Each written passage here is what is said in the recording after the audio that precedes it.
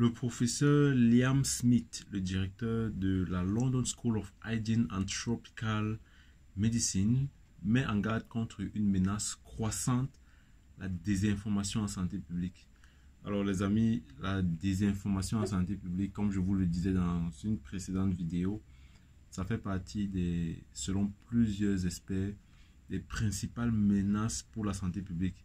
Et on avait fait le cas lors de la précédente vidéo du cas de Donald Trump et de son arrivée avec Robert Kennedy à la Maison Blanche, où voilà, on est beaucoup plus inquiet sur voilà, tout ce qui a été fait en termes d'évolution en matière de santé publique. Est-ce que la désinformation va prendre une place assez consistante? Et aujourd'hui, on a également le professeur Liam Smith, le directeur de la prestigieuse London School of Hygiene and Tropical Medicine, qui donc met en garde contre la désinformation en santé et qui évoque le fait que selon lui, il y a des domaines cruciaux de la santé publique qui vont être affectés, impactés par la désinformation en santé publique. Il parle notamment du domaine tel que les pandémies, les vaccins, le climat et la santé reproductive. Et il dit que ces domaines-là sont à risque d'être beaucoup plus étouffés par la nouvelle vague de désinformation qui vont compromettre les décennies de progrès scientifiques qui ont été faits.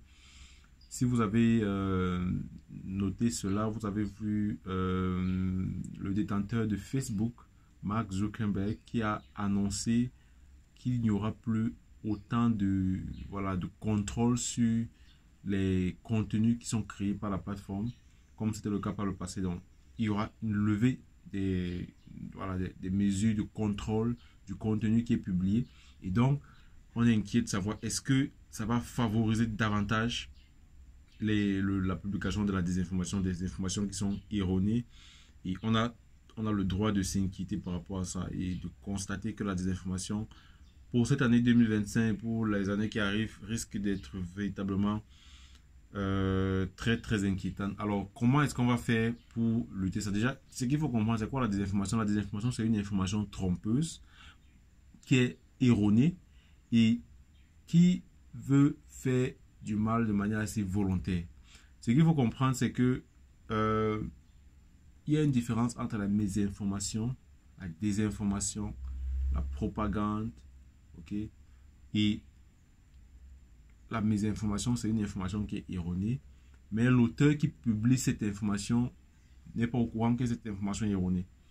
Par contre, la désinformation, c'est une information erronée et qui est trompeuse, c'est-à-dire l'auteur de la mauvaise information sait que l'information est trompeuse, mais il la publie.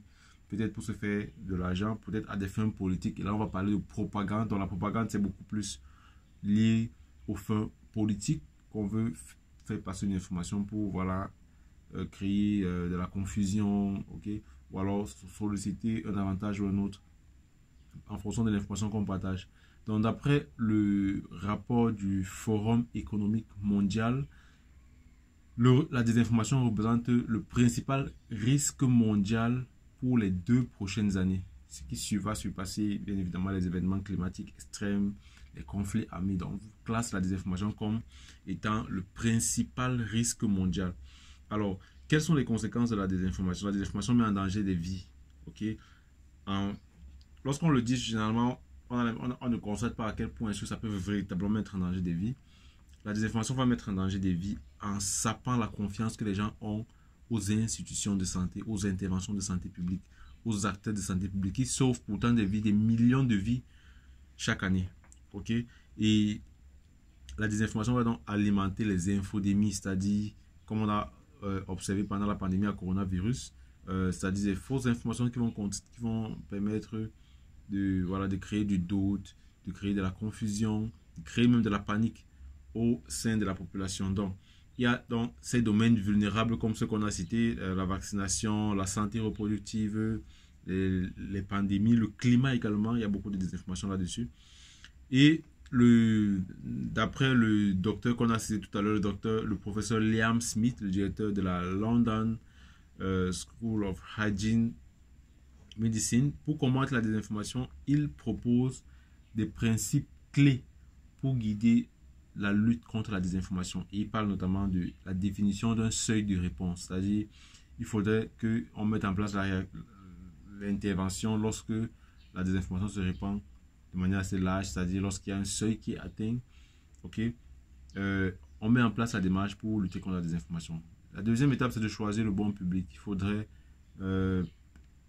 c'est-à-dire créer, cibler par exemple ceux vers qui nous allons orienter les messages de désinformation, c'est-à-dire pas seulement les créateurs de contenu, les créateurs de désinformation, mais également ceux qui sont plus susceptibles de, voilà, de croire aux fausses informations qui sont publiées et donc de les dissuader de partager ces informations-là. Parce que c'est ça le problème, c'est on reçoit et on partage et c'est comme ça que on a une divulgation beaucoup plus élargie de la désinformation.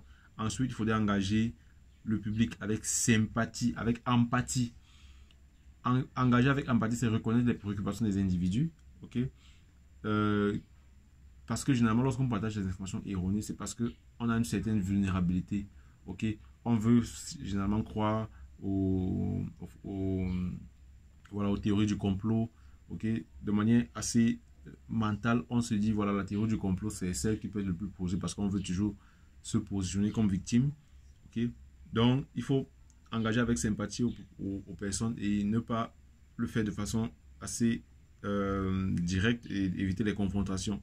Alors, il faut également confiner les fausses informations, c'est-à-dire il faut éviter de répéter directement les fausses informations et toujours les entourer de faits. Il faudrait confronter les fausses informations aux faits et aux contre-arguments solides.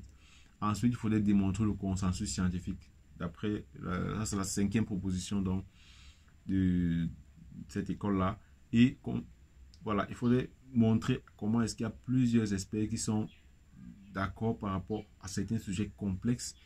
Et voilà, ça va permettre de renforcer la crédibilité des informations parce qu'on a l'impression généralement que les informations qui sont publiées ne font pas l'objet de consensus. Il y a certaines informations qui sont publiées qui font l'objet d'un consensus. Il faudrait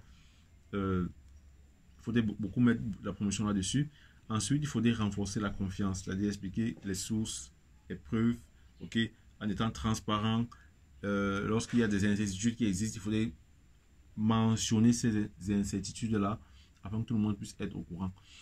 Également, je pourrais ajouter un autre élément, ça entre toujours dans le renforcement de la confiance des personnes, c'est de promouvoir la discussion publique, ok, de promouvoir des débats où on a des personnes qui opposent leurs différentes théories parce que lorsqu'on n'a pas la possibilité on a le sentiment qu'on ne peut pas s'exprimer par rapport à certains sujets, alors on va se dire, voilà, on est en train de vouloir nous museler, on est en train de vouloir nous muter, ok, on ne veut pas qu'on puisse s'exprimer. Donc il faut permettre aux personnes qui ont des arguments contraires à ceux, voilà, à ceux des scientifiques, ok, ou alors des institutions de santé. Il faudrait instaurer ce dialogue-là, instaurer ces débats-là, afin que la force de l'argument scientifique puisse l'emporter.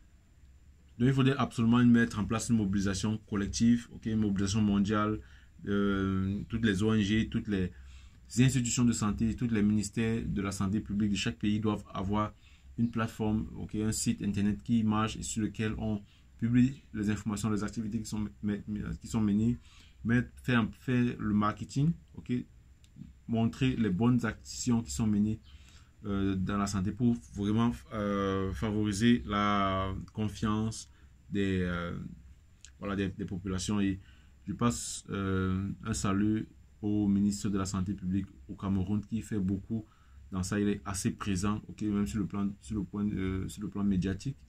Et ça, c'est très important parce que plus on renforce la confiance aux institutions de santé, moins on aura cette vulnérabilité aux fausses informations. Ok, c'est ce que je voulais partager avec vous les amis. N'oubliez pas de vous abonner et d'activer la cloche de notification. N'oubliez pas également, si vous souhaitez bénéficier de nos services, Parlons de santé publique n'est pas simplement une chaîne YouTube, c'est également une plateforme digitale qui offre des services aux chercheurs, aux étudiants pour vous aider et vous accompagner dans la rédaction de vos protocoles d'études, faire la relecture de vos documents, analyser vos données qualitatives ou quantitatives, également vous offrir des formations sur l'utilisation des logiciels.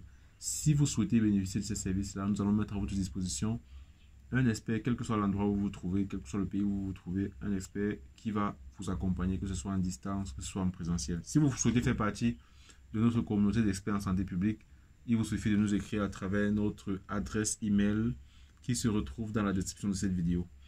On se revoit pour une prochaine vidéo. Sentez-vous bien.